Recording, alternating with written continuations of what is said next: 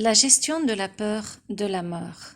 Livre audio de Malak Labidi. Que pourrait être la vie après la mort? Peut-on parler de mort?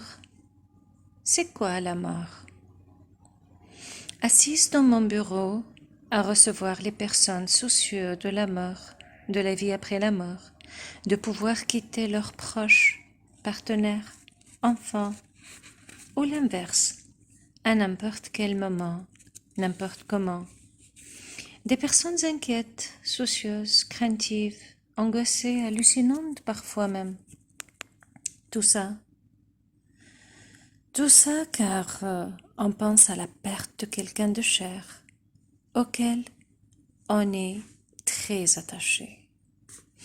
Peur de mourir, peur de la mort, peur de la perte, peur du vide, peur de l'inconnu. Alors, je m'engage avec ce genre de personnalité à expliquer beaucoup de phénomènes naturels,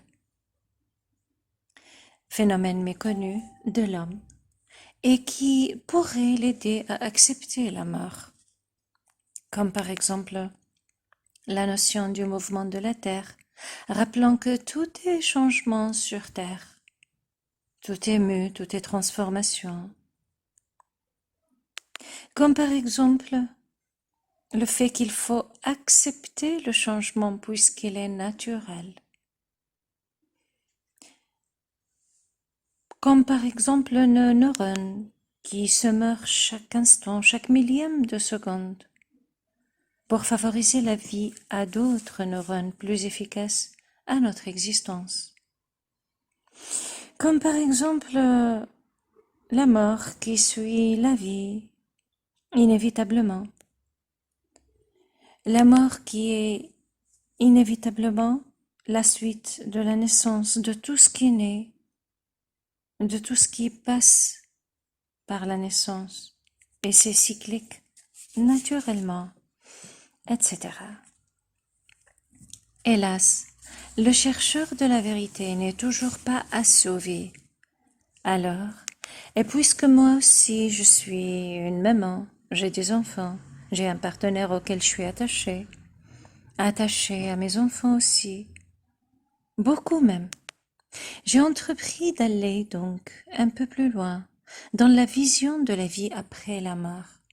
Peut-être une vision qui pourrait adoucir un petit peu le cœur pour pouvoir survivre encore dans le bonheur.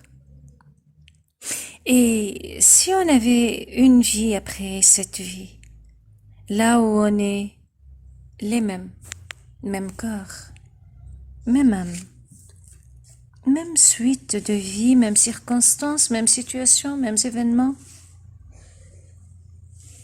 tout est une suite. Si tout était une suite, même famille, même entourage, même société, même langue maternelle, même désir, même ambition, même rêve, même relation. Mais là où on vivait sans égout justement, là où on vivait le plein d'amour inconditionnel, dans une joie infinie, une joie extrême, une joie extatique, là où on pourrait réaliser tous les rêves sans souffrir, sans douleur. Là où on ne perdrait personne de ce qu'on aime. On vit ensemble comme dans cette vie sur Terre, mais sans souci. Un monde là où il n'y a pas de peur de nous perdre les uns les autres, car il n'y a pas de perte, ni disparition. Ni méchanceté, ni mal, ni arrogance, ni pauvreté.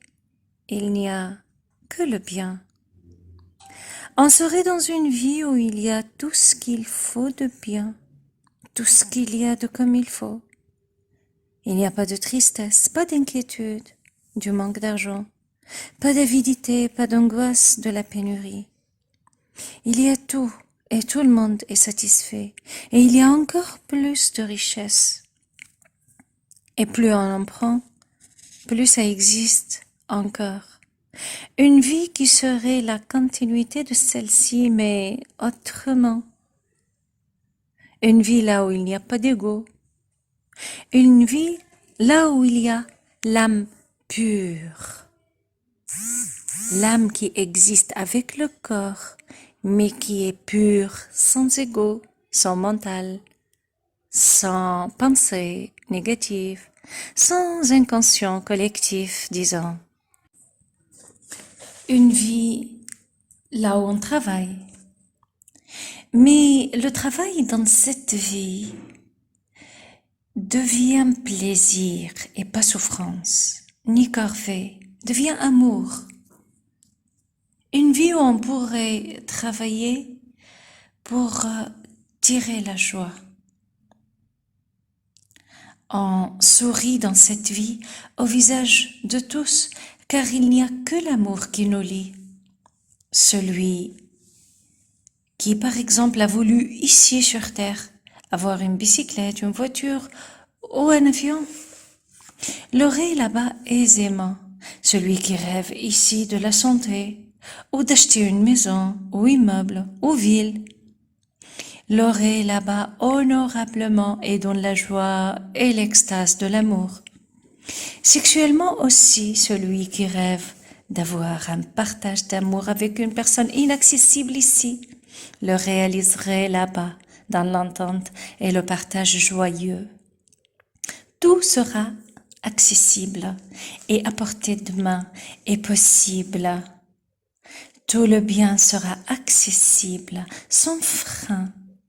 Tout sera bien. Il n'y aurait, ou alors il n'y aura que du bien.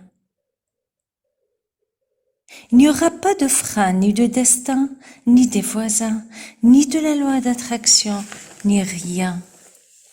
Il y aura, ou il y aurait, une liberté totale.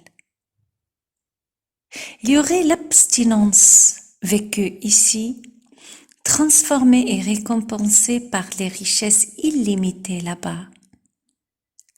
On y retrouverait tous ceux qui sont partis et qu'on a aimés et qui nous sont quittés, laissant une trace, une douleur, une peine, un souvenir, une larme.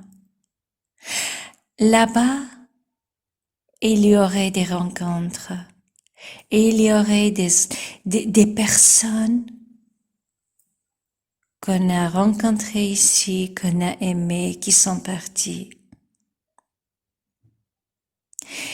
Ils seraient les mêmes à nous attendre et on les rejoindra un jour et restera aussi dans l'attente des autres qui nous rejoindront.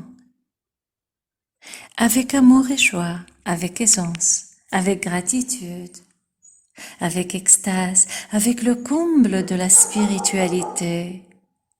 On les retrouvera, Inch'Allah, et c'est très beau. Car on va les rencontrer pour corriger tout ce qui est resté défait ici. On se rencontrera pour le pardon, pour l'amour, pour le don, pour le plaisir, pour la zénitude, tolérance, bonne foi, et que la bonne foi, l'aide et l'entraide.